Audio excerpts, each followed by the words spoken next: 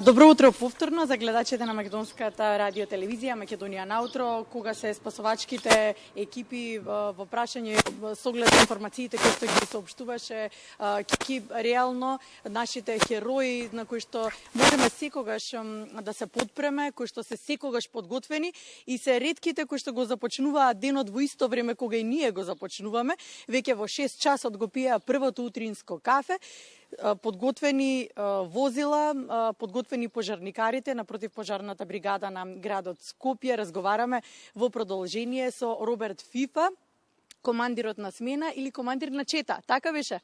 Командир на чета. Може командир на чета. Добро утро. Добро утро и до вас и до гледачите на Македонската телевизија. Господине Фифа, она што би сакала да разговараме е како вие се подготвувате секој утро. Со оглед на тоа дека во исто време го започнуваме денот, кога дојдовме, како ми рековте, јас велам добро утро, на големо почна денот, така и за нас. Да, нашиот работен ден вообичаено започнува со примопредавањето на смена од колегите кои што биле дотогаш на работа. Пошто се чита дневниот распоред, тоест распоредот на пожарникарите на кое возило се распоредени за тој работен ден, пошто они преминуваат на контрола на сите противпожарни справи, опремата, на уредите за врска и на противпожарните возила. Имаме едно зад нас. Да, тоа е за нас. Веќе е подготвено. Да, опремено е со сите потребни за нас машини, апаратури, алат дополнителен и противпожарна опрема.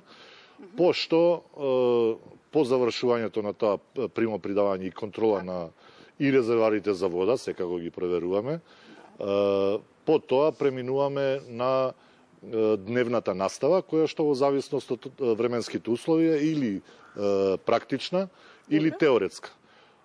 Практичната настава вообичаено се состои од вежбање на тактиката за гасење на пожар, додека теоретскиот дел е во услови, во кабинетски услови, значи повторување на анализи на пожари, на некои несекојдневни ситуации од кои што можеме да црпиме искуство. Што е тоа што треба да го има секое возило за да биде подготвено, како што рековме, ова е подготвено? Да.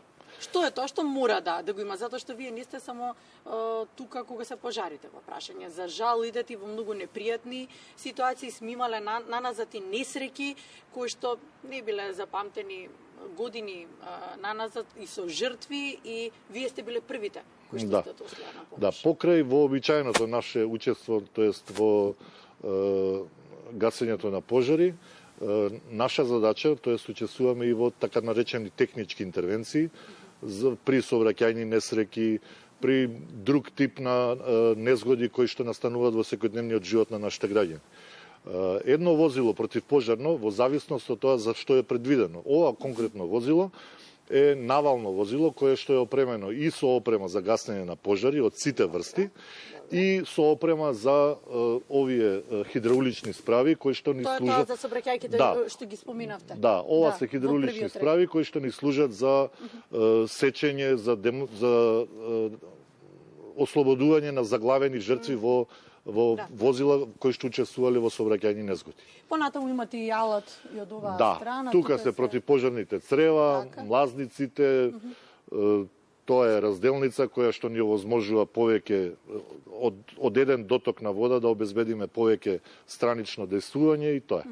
Во возилото за колку пожарникари има простор? Тоа има и план колку смеат да бидат? Да, возилата воглавном се делат на два типа, тоест или е навално, кое што носи повеќе луѓе и опрема, а помалце вода. Добро. Тоа е ова. Тоа е ова, да, затоа што гледате дека на него доминира опремата и има дупла кабина, што значи може да влезат до 5-6 пожарникари внатре, додека друго возило, например, кое што оди со него како пратечо, тоа носи помалце опрема и помалце луѓе, меѓутоа поголемо количество на вода. Така.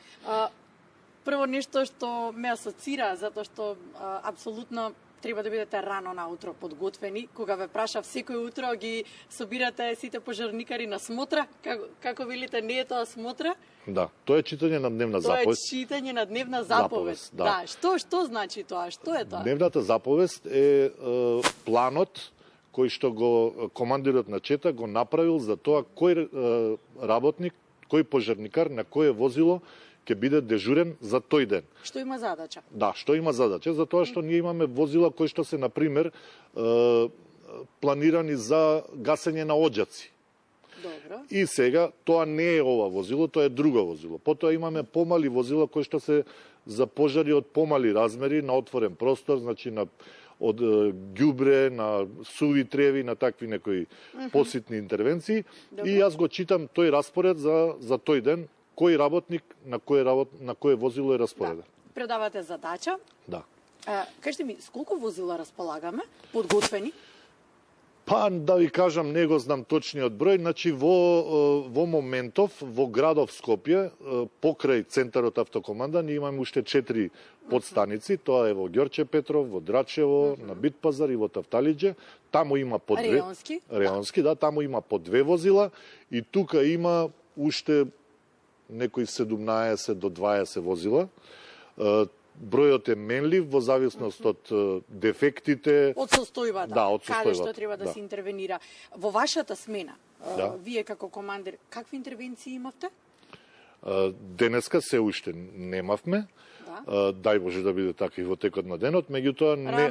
Рано е денот, не е да, започнат. меѓутоа минатиот циклус, кога бевме на работа, минатата смена, на ноќната смена, тогаш бевме од 19 до 07, тоа беше на 2 април. Имаше 3 интервенции, една беше за запалена куќа на улица Битолска во центарот во Ново Мало, тука позади Веро Джамбо. Добро. Имаше уште една за ѓубрен отворен простор на улица Рузвелтова и уште една интервенција за заборавено тенџере, ручек некој на шпорет и така нешто. Значи беше само задимена просторијата.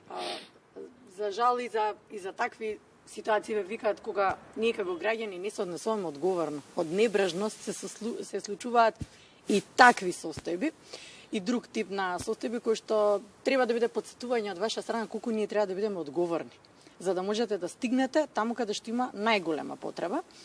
Во контекст на тоа, ве прашувам, во овој период од годината, се уште не е дојдено на големо летото, тоаш повеќе ги очекуваме и вие ги очекувате и се подготвувате за пожарите. Какви интервенции горе-долу сте подготвени, очекувате да има во овој период?